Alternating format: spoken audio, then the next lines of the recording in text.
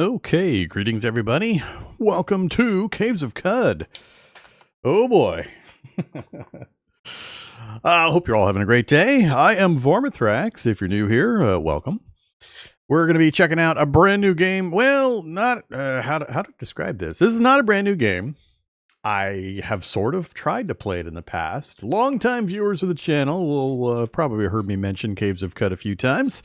It's a game that gets recommended to me fairly often, and my historical response has been, I tried it, I couldn't get into it.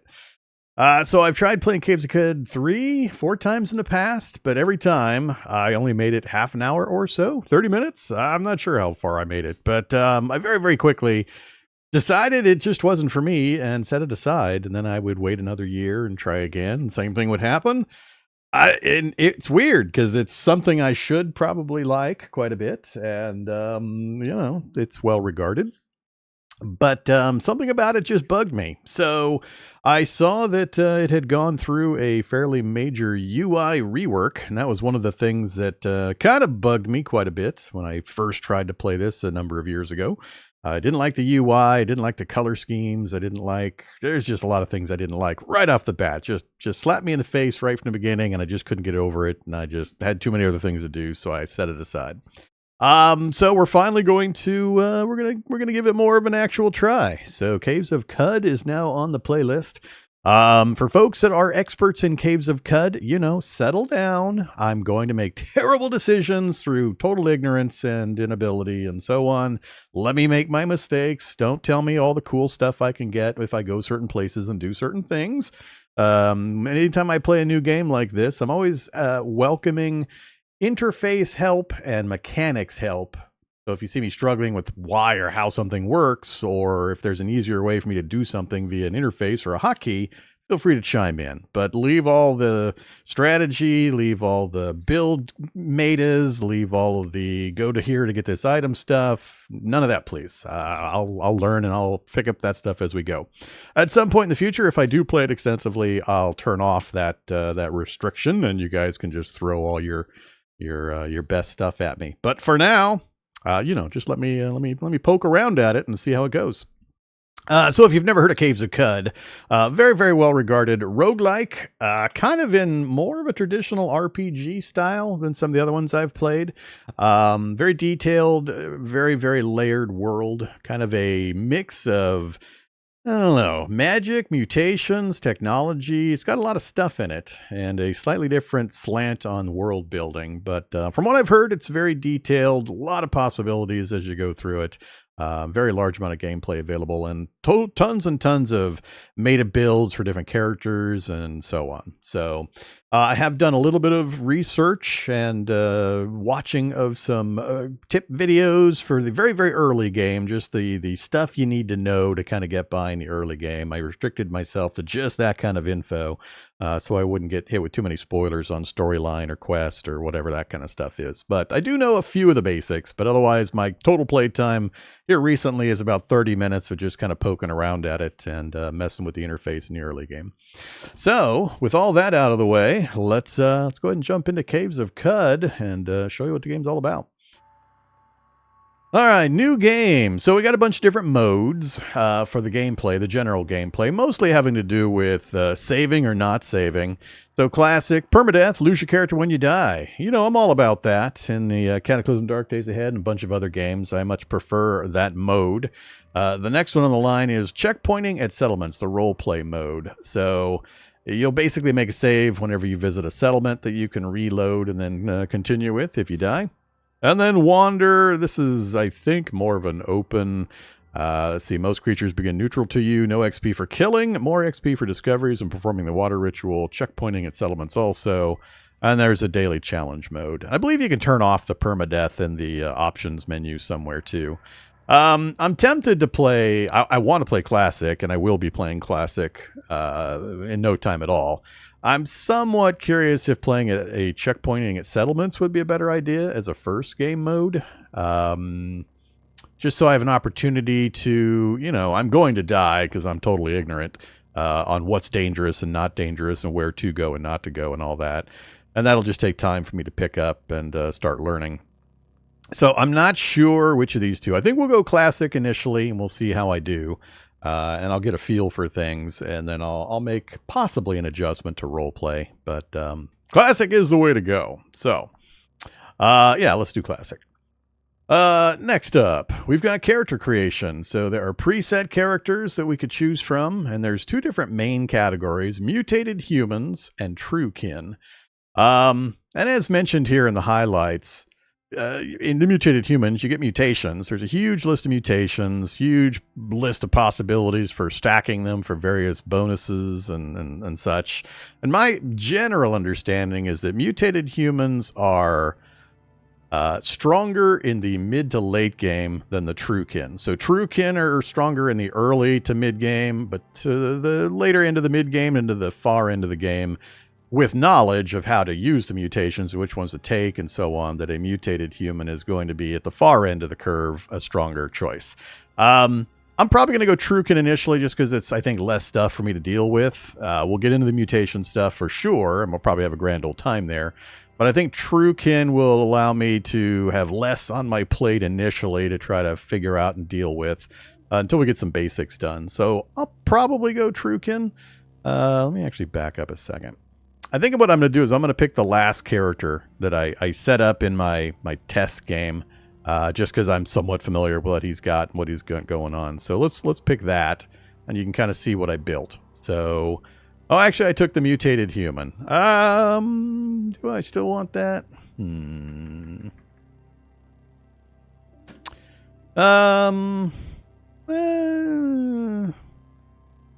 Keep hitting back here through all these choices. Classic.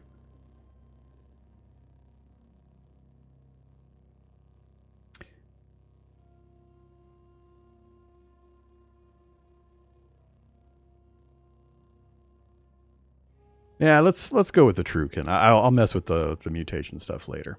All right. So, you know, we got choices. Artifacts, console. Oh, maybe I don't want one of these. Praetorian. Screw it. Let's just, let's go ahead and take the guy I picked earlier. So, all right. So we're a gunslinger. We're a mutated human. We're humanoid. We've got our base stats. I'm new to the game, so I can't explain everything. But, we're going to be growing stats as time goes by. Every, I think, 3 levels, we get a +1 we can apply wherever we want. And then every 6 levels, all of them go up by 1. So as time goes by, they're all going to raise. Of course, higher is better, as with all game systems of this type. And then we have some mutations. We're a chimera mutant. That means basically we have body mutations as opposed to being an Esper or Sonic or Psi Esper. Mental mutation type stuff. So we've got corrosive gas generation. Yeah, we fart poison gas or corrosive gas. We've got heightened quickness. We have a horn, night vision, a bit of regeneration, and we took a negative mutation, a tonic allergy, so we could afford all that. And that's it. So let's go ahead and hit next. We'll be Vorm. That's fine. We'll be Vormithrax, I guess. All right, and then finally we can pick our starting location. My rough understanding is that Joppa is the traditional start location. It's kind of preset. There are some randomized elements to it, but it's kind of the default start location, with all of these others being kind of randomly generated, with a few hard and fast setups, meaning how many quests are available or certain NPCs are always going to be there and so on. But these are more randomized locations, whereas this is a more predictable and stable starting position. So we'll take Joppa, of course. And we're heading in to Caves of Cud. All right, you embark for the Caves of Cud. So there is a lot of words, very descriptive and wonderful text, kind of building out the world and the environment and the factions and the enemies and the items and so on. I don't know how much I'm going to read. I'll leave some of the larger blocks of text up so people can take a look. But this one's another one that I think my voice would give out pretty quickly if I actually tried to read through everything out loud. So, this is, I think, somewhat randomly generated from pieces and parts. But basically, it just says we arrived at Joppa on the far rim of the Mogri, the Great Salt Desert. We got moisture farming farmers tending the groves of water vine. All right, we'll get rid of that. All right, and there we are. The Caves of Cud in its full graphical glory. Again, I'm not going to try to explain it all because I don't know it all, but we have temperature. We are sated and quenched. That's a hunger and thirst. That's our carry capacity. We're at 40 weight out of 240 or 270 currently. We got 32 monies. It's blue because money is water. So clean water represents the trade value. So I've got 32 drams of clean water on me. If I check my inventory here, you'll see right here, 32 drams of fresh water. So that's used both to keep you alive, drinking, as well as a medium of exchange. That's the cash that you use. Quickness, let's see.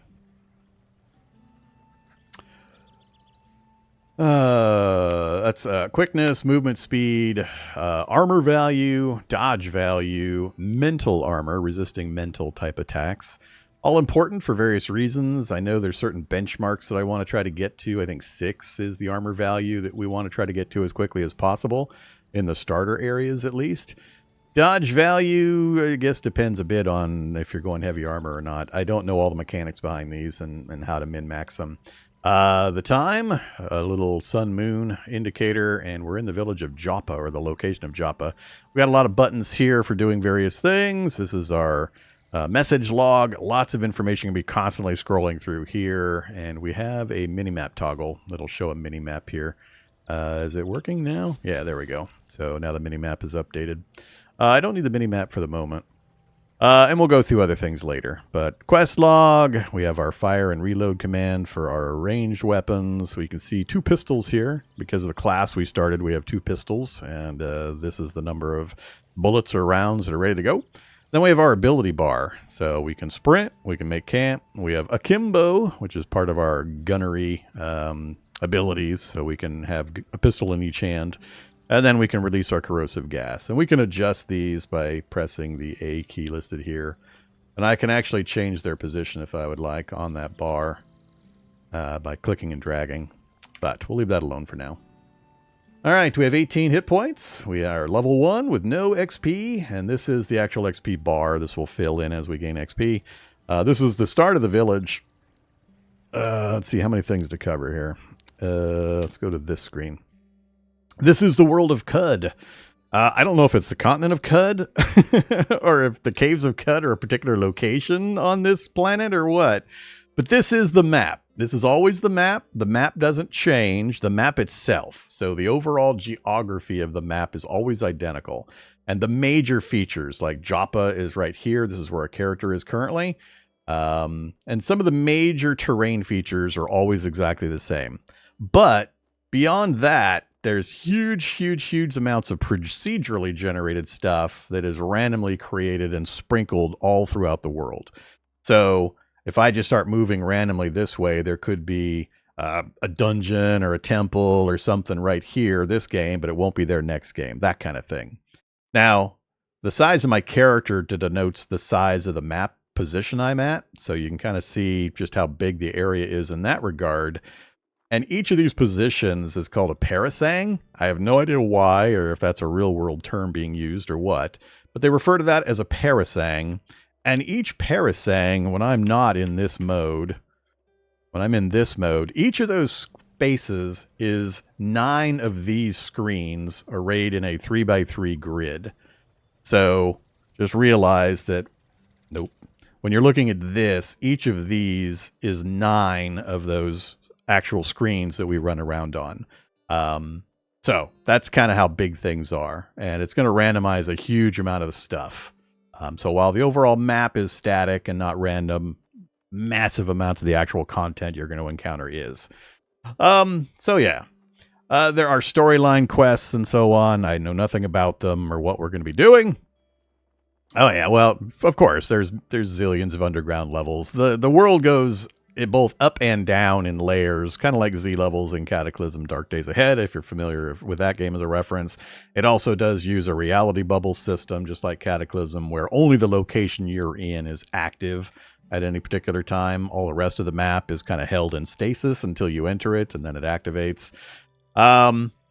So, big game, a lot of stuff, lots to learn, a lot of mistakes that we're going to make. I'm going to die horribly, I'm sure, over and over again. It's going to be glorious. So how much of the flavor text and world building and so on we're going to get into, I don't know. I'm, as most all of the regular viewers know, I'm a very technical player. I'm in it for the challenge and in it for the technical aspects of the gameplay. I don't care over much about all the storyline stuff and fluff and so on. I'll get into some of it, I'm sure, and we're going to need to learn names and faction names and items and enemies and so on. But I'll probably be fast forwarding through a lot of the conversation stuff. So if you're in it for that kind of stuff, you know, be prepared to pause if you're watching on YouTube later, and you can do it that way. All right. Let's do a few other things, but I just wanted to point this out. Now, I can move on this map, so I can tell my little character to move, so we can fast travel essentially this way. But apparently there's a system where you can get lost when you're trying to do that, and then you have to find yourself again, quote unquote, which can be an issue depending on where you're lost in the environment and a few other things. And there are ways to mitigate that through skills, apparently. Or we can jump back down to the other view. And you can move this way. I could just move north, and we could move that direction. So, a lot of possibilities. For movement, we got the class. Whoa, what's going on over there? Warden Urami is about to get killed, huh? Okay. He probably had something I needed to do with him. So I'm right-clicking to get details. I believe there's also, the L key? And... yeah, you can move the cursor around to get details on things. I think you can unlock the look command as well, but I'll be using the mouse mostly. So we get details, who it is, their status, neutral, impossible, difficulty. So they're warning me that their faction is neutral to me, and it'd be impossible for me to kill this guy. Loved by the Fellowship of the Wardens, admired by the villages of Joppa, but somebody's fighting. So, and it shows his equipment down there too. Chainmail, a cry steel dagger, weird artifact, and leather boots. All right. So I'm not sure what's going on over there. Yeah, but so this is the map. The map extends further in each direction. I think we're in the center of this section. If we pop back out here and then go back down and I say center. We're lost already on the main map. That's funny. Yeah, I don't know what's going on over there. All right, I'm not gonna get involved in that. Oh, somebody died. Do I get to go steal the stuff? I'll probably get killed here. What was it? That key in there. It doesn't mention that I can't take any of this stuff. An iron vine reaper? Oh, don't worry. I'll be dead and we'll be restarting before we have any main storyline. That's stuff to worry about. I'm not too concerned about the main storyline getting borked by this kind of random activity. I think I'll just leave this stuff here for now. We'll let them do their thing, whatever's going on there. I wonder if that guy's going to kill like every villager. That could be a problem. Wow, more people are getting involved. Now who's involved? Elder Iridad. Yeah, this seems problematic. Let's start over. We haven't done anything yet, so I really want to make sure you're ready for that. Classic. Last character. Go.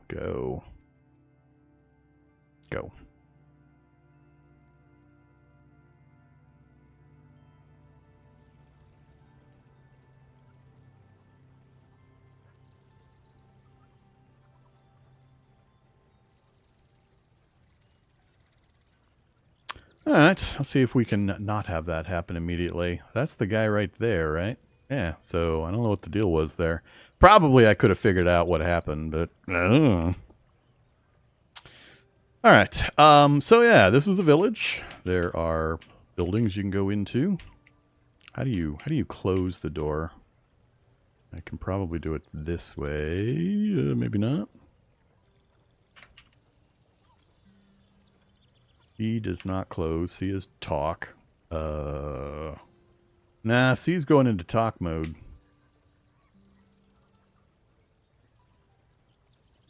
I know I've done it before. What did I do?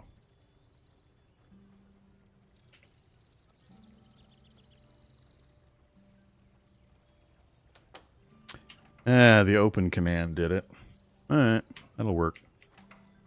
In videos I'd seen previously, a common thing is people say just go into these houses and take the stuff out of the chest. Just make sure you're not seen, so you close the door and you take the stuff.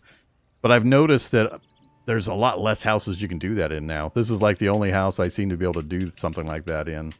All the other houses have these openings right there where they can see out of them. So that one's got one to the north and to the south. So from this position, this guy can see me. So, I don't know. I don't know when they made that change, but... yeah, let's just look around real quick. So I'm going to hit a key. There's lots of hotkeys to kind of speed processing up, and I'll learn them as time goes by. But 0 on the numpad goes into an explore mode. There shouldn't be anything that tries to fight me here on this first map, so I'm going to hit that. And my guy is just running around exploring the map, so he's indicating to me we just found a painted bed. A lot of information here. We're going to skip past that. You note this piece of information in the Sultan Histories section of your journal. All right, keep going. He's also possibly picking stuff up that he's allowed to pick up as he runs around. So we've got a shrine to Reshaf, the last sultan. Fine. We note that in our journal as well. Examining a metal workbench. All right. Are you telling me I can take these? Or why did you stop?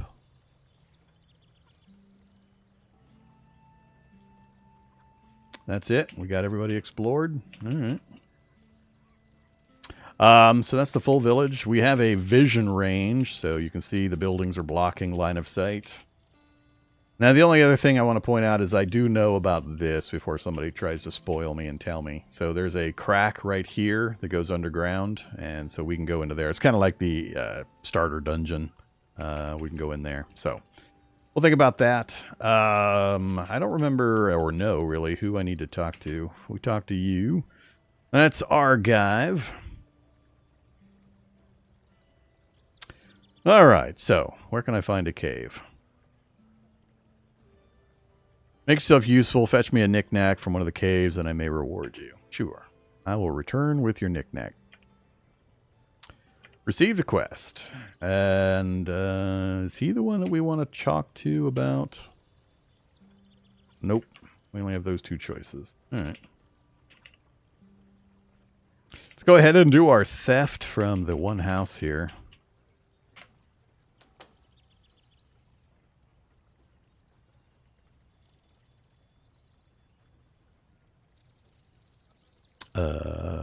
Oh, I took the whole chest. No. I don't want the whole chest, thanks. Chest! Drop. Interact with. Alright, so a copper nugget and, wow, a bunch of water. That seems pretty lucky. We'll grab that and that.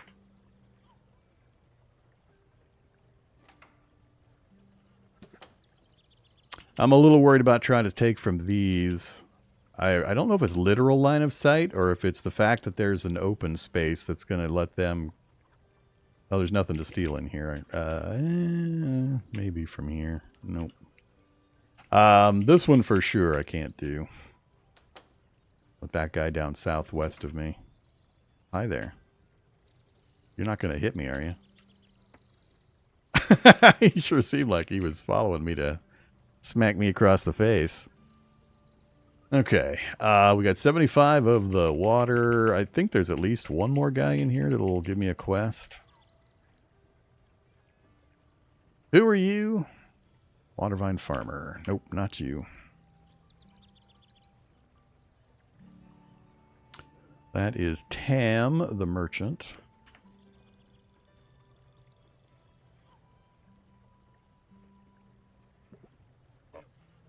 I am Vormithrax. Who are you? Do you live here? What kind of creature are you? Let's trade. Yeah, let's do the let's trade. Okay, so here we go. This is going to take a little bit of looking through. Ooh, a nylon backpack. 214. Wouch. All right. So you can see we have lead slug ammo, and we have, it doesn't list our weaponry here, probably because it's actually equipped instead of in our inventory. But we've got pistols that we start with that fire lead slug ammo. The first number here is penetration value, and this is the damage. The system gets more complicated, and I don't know it well enough to explain it all at this point, but, you know, higher numbers are better. But we need more ammo, because I'm going to be throwing bullets all over the place and trying to avoid melee combat for a while we get things figured out. We've got a copper nugget. Copper nuggets, I know, are kind of the save weight medium of wealth exchange. Water and the water skins is heavy.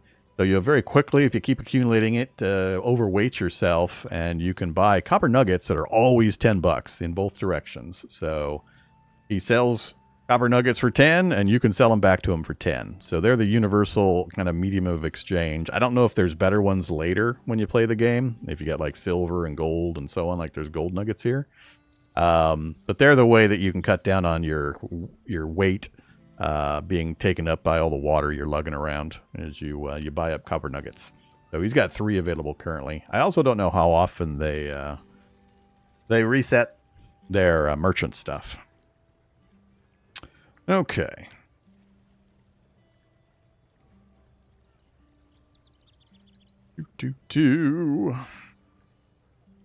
One second. A lot of people chatting at me. I am playing the beta, yes. One of the reasons I am trying Caves of Cud for the old viewers that know my position on Caves of Cud is because it apparently went through a total overhaul on its UI. And that was one of the main things I disliked in the previous one. So far, I am liking the new UI quite a bit. It's not putting me off like the old one did. So, what else?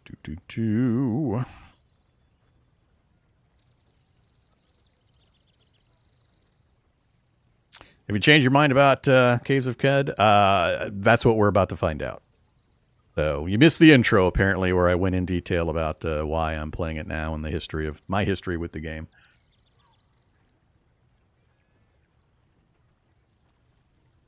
We're a filthy mutant. Either ardent.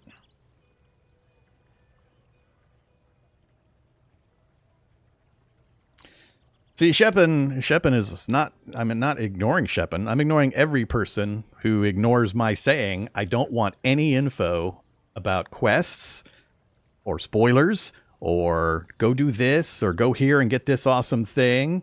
I said it right up front. I say it every time I play a new game. All I want is mechanics and interface help. That's it. If you tell me other stuff, I'm just going to pretend you're not even there.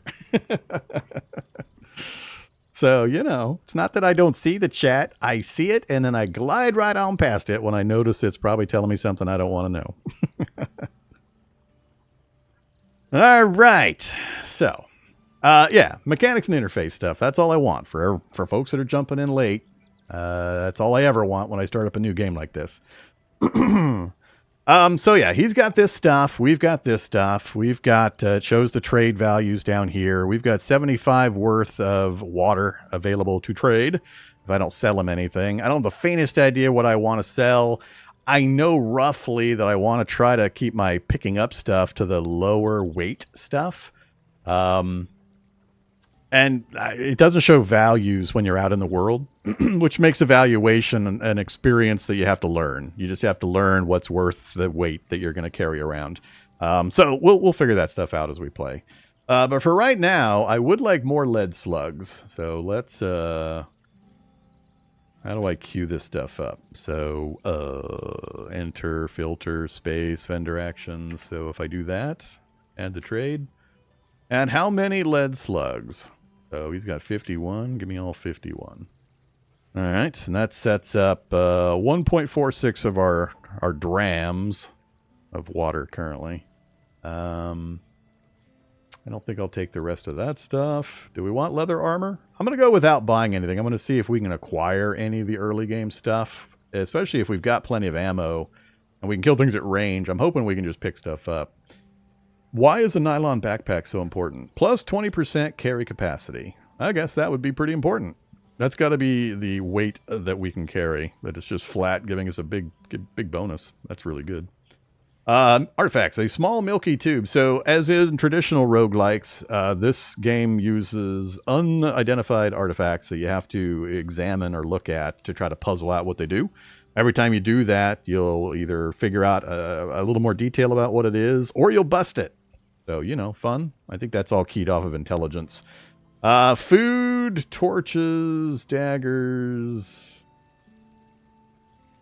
I think I'm just going to buy the copper nuggets and we'll call it good. So mouse clicking just instantly says take all 3. Yes, it does. All right. Cool. I don't think I need more water skins right now. So we say what to tell it I'm okay with this. Add 1, remove 1. We hit space? No. How do I say? Oh, trade right there. Oh. You'll have to pony up 31 grams of fresh water to even up the trade. Yep. All right. So we've got some more lead slugs, and we've got 4 copper nuggets now that are just way less than the water. I don't think there's anything else from him that I need. So we talked, or we investigated the shrine. I know they're important. I know there's a campfire up here we can cook at. I'm a little fuzzy on the food mechanics. I know water we can just drink when we need to. Food, you need a campfire, which we have a make camp option. And there's also, is it up here? Not that. I thought there was a campfire spot somewhere where you could cook. There probably is. I'm probably missing it. Let's see. Other things to look at. Let's go look at this screen. So, actually, let's look at attributes first. Okay.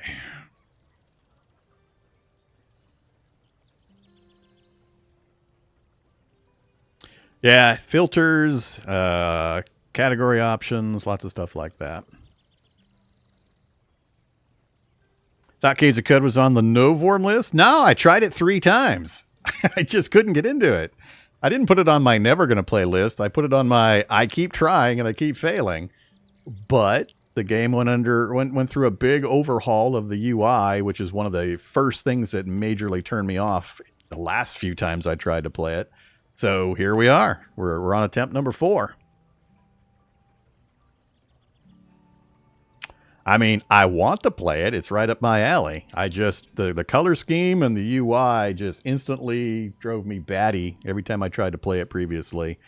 That and the, you know, really, really wordy, obscure world building that's not really familiar. So between the effort to learn the world building stuff and the UI I really disliked instantly, and the color scheme that was making my eyes cross, for whatever reason, I just kept bailing out of it really quickly each time. All right.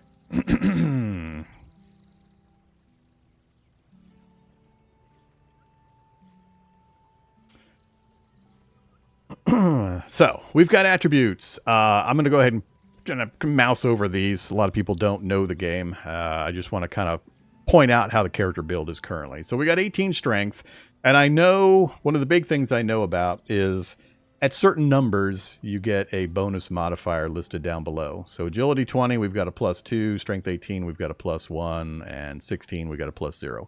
These lower numbers are extremely important. So these modifier values are used as modifiers for the die rolls you're going to make. So if we're making an agility type of check, we're basically getting a +2 on that die roll. So the numbers below are really the important part. And their values are determined by the numbers above, of course. But the bottom ones are the ones that are really important. But we got strength, how much melee damage you do, improving your armor penetration, your ability to resist forced movement, and your carry capacity. Agility determines accuracy with both melee and ranged weapons, and your chance to dodge attacks. Toughness determines your number of hit points, your hit point regeneration rate, and your ability to resist poison and disease. Intelligence determines your number of skill points and your ability to examine artifacts. Willpower modifies the cooldowns of your activated abilities. So all the abilities you saw listed at the bottom of the screen have cooldown values. You activate them, they go off, and then you have to wait a period of time. And this affects that. Ability to resist mental attacks and modifies your hit point regen rate. And then ego determines potency of your mental mutations, if you have any, your ability to haggle with merchants, and your ability to dominate the wills of other living creatures. Lots of other things they do secondarily, in that there's a lot of benchmarking with skills where you have to get to a certain value in a stat or an attribute in order to be able to purchase a skill upgrade. So it's going to take time for me to know what the important numbers are. And I mentioned early on that as we level up our character on level 3, we're going to get a +1 we can apply wherever we want. And then every 6 levels, we're going to get a +1 to everything. So just staying alive and leveling up, these are all going to be increasing steadily. And there's probably other ways to do it as well that I don't know yet. We got secondary values. Quickness. This is like speed in Cataclysm Dark Days Ahead. Basically the same thing. Movement speed, your cost to move, how fast you walk or fly, your base move speed. Armor value, which is your protection against physical attacks that hit you. Basically, when combat occurs, the penetration value is compared to the armor value. And if the penetration value is higher, you get hits. And there's more to it than that, of course, but that's just a very basic. Dodge value is how likely you are to be hit. Higher the score, less likely the opponent's attack will hit you. Modified by your agility. And I think that's compared to, what, accuracy? Whatever. And then mental armor. So trying to resist the mental attack stuff. And then we have acid resist, electrical resist, cold resist, and heat resist. So we are a dirty mutant. We are a chimera type mutant. So we picked mutant, and then we had to pick between, there's actually 3 choices, but the 2 main ones are chimera, which is body mutations, and esper, which is mind mutations, sonic or psi powers. I went with body, and I picked corrosive gas generation. You release a burst of corrosive gas around you. And these all rank up. That's why there's a number next to them. So as we level up our character, we're going to get points we can spend on the mutations to make them more and more powerful. Heightened quickness. So that's why we have 115 quickness instead of 100. We have a horn. So this is lets us do a goring attack that cause bleeding. And I believe I need to go into an option somewhere and make it my primary attack. I have to figure out where that's at. We see in the dark, which I think is a radius thing. I don't think it's the entire screen. We have some regeneration, which I don't know how much or how much I can rely on that. And then we have a tonic allergy. I took a negative mutation to gain some points so that I could buy all these things. So this will give us a chance for an adverse effect when we take tonics. Skills and powers. So this one, between the mutation screens and this screen is where most of the character building choices are. Of course, your equipment as well. So you got 3 main locations. So it shows our stats. We are currently already knowledgeable about two different things. We have the full pistol unlocked, and we have steady hand and akimbo. Steady hand gives us an accuracy bonus 4 levels or 4 points higher for our agility when it calculates. And then akimbo, when you make a range attack while wielding multiple guns, you fire a shot with each of them. So that lets us shoot both of our pistols at once. These other ones we have to purchase. So 150 skill points and a 19 agility requirement. So you can kind of see the progression that you have to go through as your stats raise, knowing exactly what numbers you're going to need and when you're going to need them, and the story progression and the difficulty levels of the enemies you might meet. That's going to take time and experience to figure out. So, but you can see, big long list of stuff. Lots of stuff. And then this next one down, wayfaring. I don't actually have the wayfaring skill unlocked. What I do have is the make camp trait. So I still need to pay for this, which is 100 skill points, which would then allow me to purchase these other ones. But we got the make camp option for free. I think, I don't know if everybody gets that or if it's a character class thing. But we don't actually have the category itself unlocked. Lots of other stuff, though, as you can see. Yeah, I don't know how many of these things I need to get into. It really depends on how we're going to build the character out, I guess. But more stuff is gooder. So we'll focus on pistols and wayfaring initially, because I know I want mine's compass as quick as I can get it.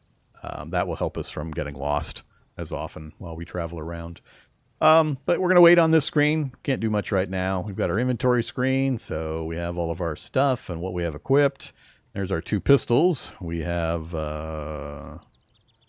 guess I have to right-click it. So we have the chrome revolver with 7 penetration, 1d6 damage. And we have another, a scoped chrome revolver. So, okay. So what's the difference? Look. Scope. This weapon has increased accuracy. All right, so there we go. So we got our 2 pistols and almost nothing else. So we do have a torch in our hand, which I don't know if we need since we have night vision. I think the night vision's slightly better range than the torch, so we might not need to carry torches. They're 10 pounds of our carry weight, but maybe we need a torch for something else. Till I know, we'll keep an eye on that. We have our journal showing where we're located currently. No entries in the journal for that section. We have a couple of history entries. And I believe at least one of these gave us a location on the map to visit. I don't know if it's... Yeah, we arrived at Joppa. Alright. I'll learn how to use this stuff eventually. For now, we're just going to kind of wander around a bit. Alright, so that's that section. Let's move around. I'm still looking for, I think, one other guy to give me a quest. We got that guy's quest. Oh yeah, there's another key I can press. What was it? Now I forget.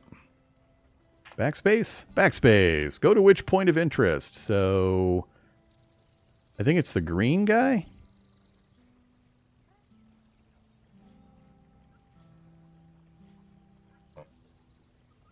What wares? Where are you from? Is there work around here? Find Mimit by the water vine patch to the south. Alright. Live and drink. I know there's a thing called the water ritual that you can do as well, where you share water with somebody and it raises faction. It locks you into some things, I think. So you want to be careful who you do that with, but I know that's a thing. Alright, Elder Iridad. Let's see. What is this place? Sell wares, looking for work. So that's the water ritual. Farmers are plagued by cave vermin. You might speak to Mimit. Yeah. And Argive. Mimit and Argive. Cool. So backspace again.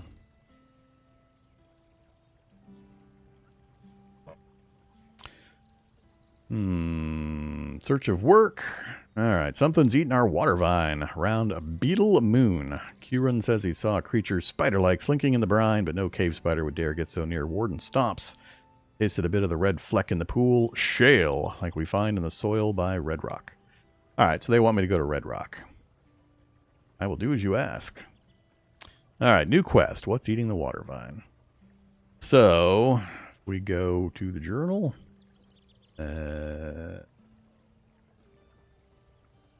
Where's quests? I know that's Red Rock just north. Gossip and lore. Oh, quests, different tab. Alright. So fetch Argyle and Knickknack. I think that's just an artifact. Yeah, searching for an artifact. And I don't think he's choosy. So we'll just bring an artifact back to him. And then travel to Red Rock, which is the place north of where we're at currently. Find the vermin, get a corpse, and return with the corpse. Alright. So, 2 quests here in Joppa. I'm not going to do water ritual with anybody. We've got food, we've got ammo. Let's go jump down the hole over here and see if I can get killed before we get the main stuff started. Alright. It's weird to me that plus goes down and minus goes up. Why is it that way? Do I need to go in and reset that? Oh, yeah. I need to go find that. Where was it?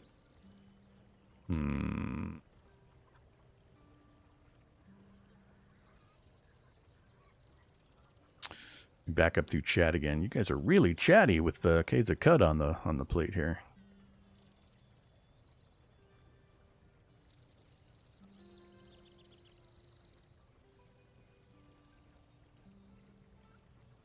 Can chat divulge what happened to all the CDDA gaming? Sure. It's not like that's a secret.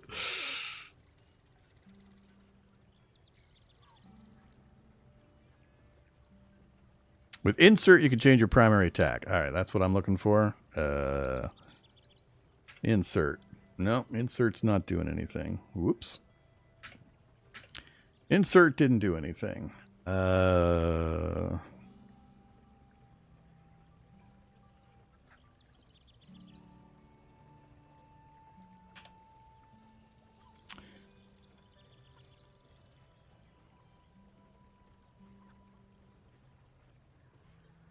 Menus. Insert. That's interesting.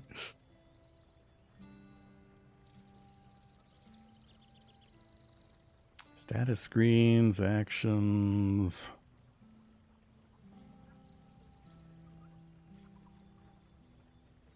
Not the ability picker. Ooh, rest until healed. You can be the tilde key.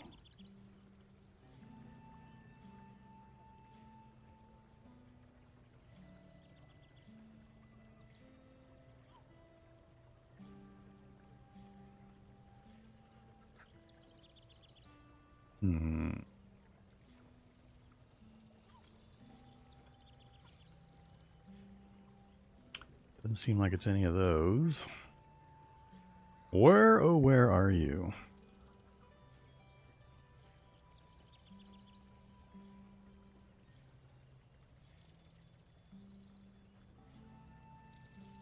Well,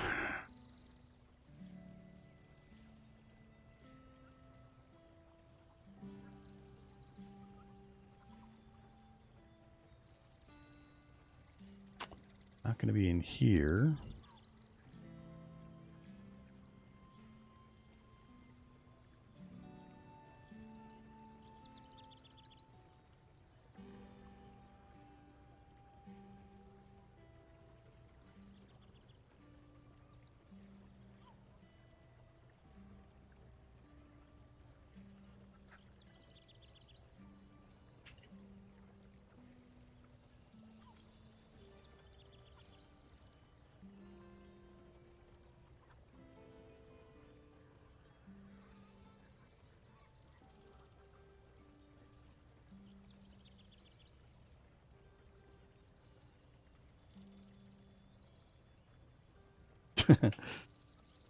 That's funny.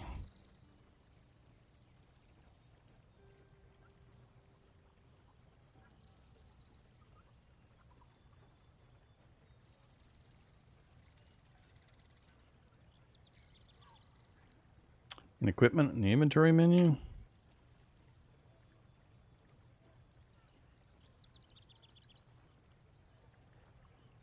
I mean, we have the horn here, but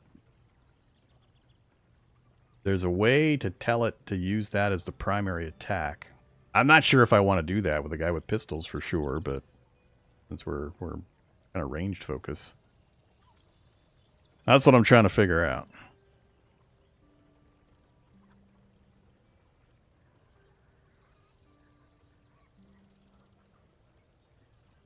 Yeah, the tilde key to rest until healed wasn't preset. I mean, this is a new install, so I've got it on whatever the basic defaults are. You have to press insert while on the equipment screen. All right.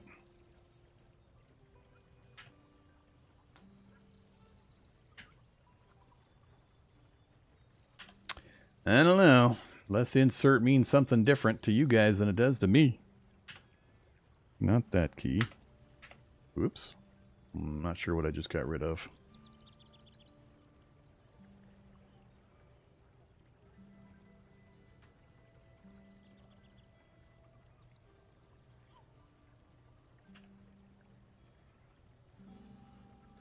Insert. Set primary limb.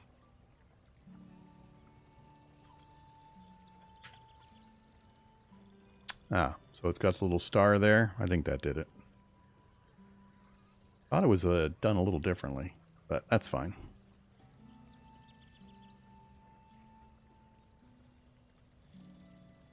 All right. Enough mystery there. So let's go ahead and get over here. Do what I was originally going to try to do. Building zone. Important tip. Go to the world map by pressing minus on the numpad. Yeah, the positioning of the keys is the only thing I can think of also, whether it's up or down. It just seems weird to me.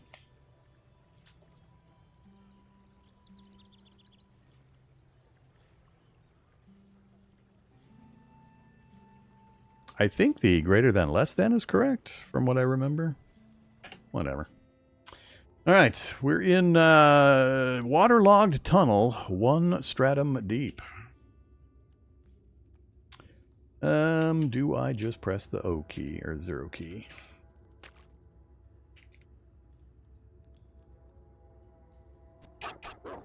Hello, bats.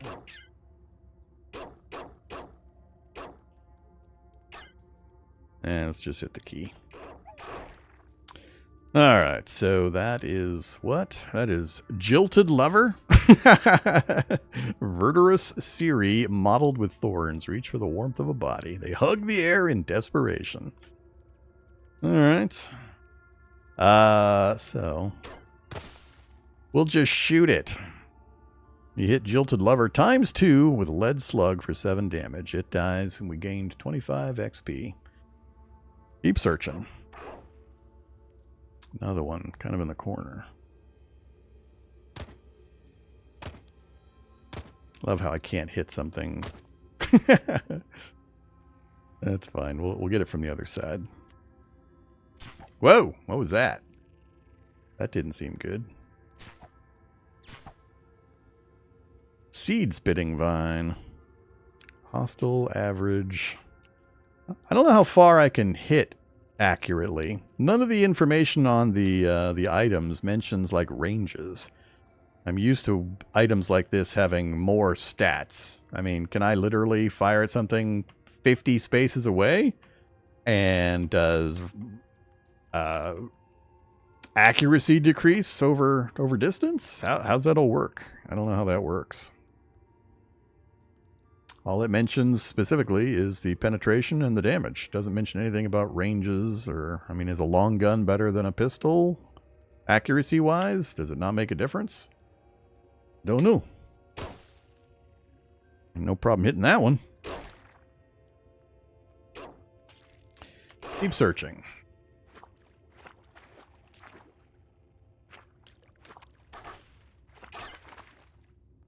Not much on this first level. Reload. More steps down.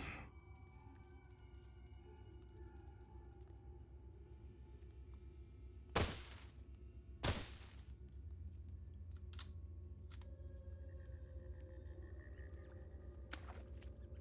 think that's about it.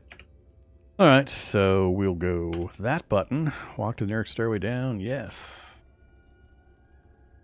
Down we go. Uh-oh. Alright, now we got a real opponent, quote-unquote. A wet snapjaw scavenger who's currently waiting, just like I am. Is that like a knoll? Is that what a snapjaw is? A knoll? Swarmer. Creature receives +1 to hit in melee and +1 to penetration rolls for each other hostile swarmer beyond the first who is in another square adjacent to his target. Alright, so don't let him gang up on me. Can we fire point blank without horrendous negatives? So, oh, I killed the bat also. You hit the snapjaw ×4. I think the ×4 is a result of over-penetration. So our penetration was significantly over his armor value. Something like that. So we got additional hits, essentially. He died. We gained XP. We also hit the bat. It died. The Templar Squire. The Infiltrator. Okay. Hi there. Also hostile. Slender Carbide Longsword. Steel Shield. Steel Boots. That doesn't seem like a good one for us. I don't know what an infiltrator is, but it's also hostile and very tough. Alright, so this seems like a good place to get killed all of a sudden. Are the bats hostile? Oh, the bats are hostile. Dragonflies are not. Ah, gotta stop hitting escape.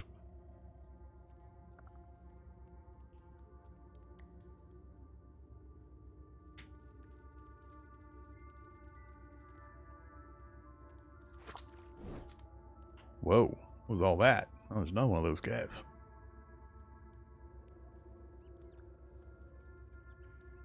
Huh. I don't know if I want to stick around down here.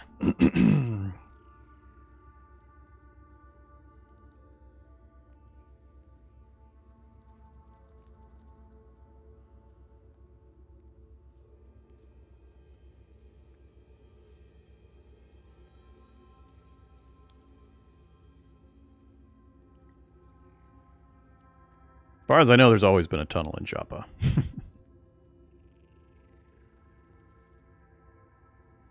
Says accuracy is low. Where does it say that?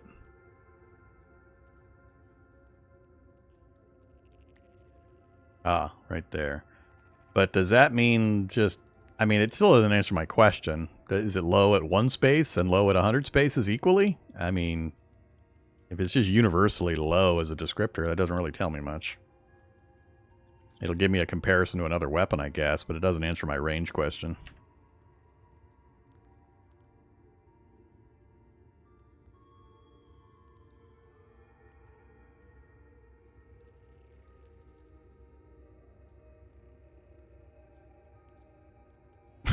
I'm aware of the chest thing. I talked about it earlier. Alright, I'm not sure if I should stick around here because of the danger level of those guys. Hey, why did you get hostile all of a sudden? Wet feral dog.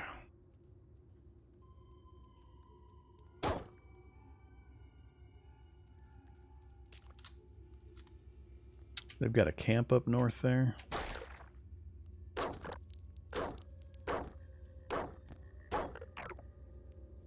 Whoa! So gusty, Cherango, warmonger, amongst the true, hostile, impossible. We're gonna die. Hated by the villagers of Merchitara for lighting a beacon fire to warn their enemies. Disliked by Roots for refusing them entrance to a local library. The Roots wanted to come in and read books and you said no? Fullerite plate mail, armor, Aegis, weird artifacts. Yeah, alright. This is where we hit our sprint button. And we say, I am out of here. I don't know if I move slower in water.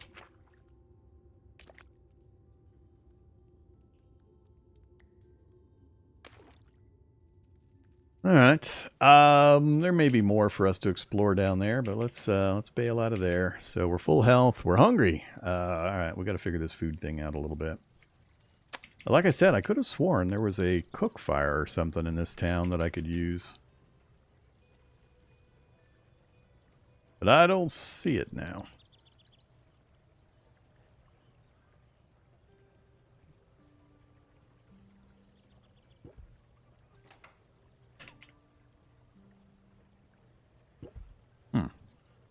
Yeah, I know I can make camp. I was just hoping to get to the cook fire thingy.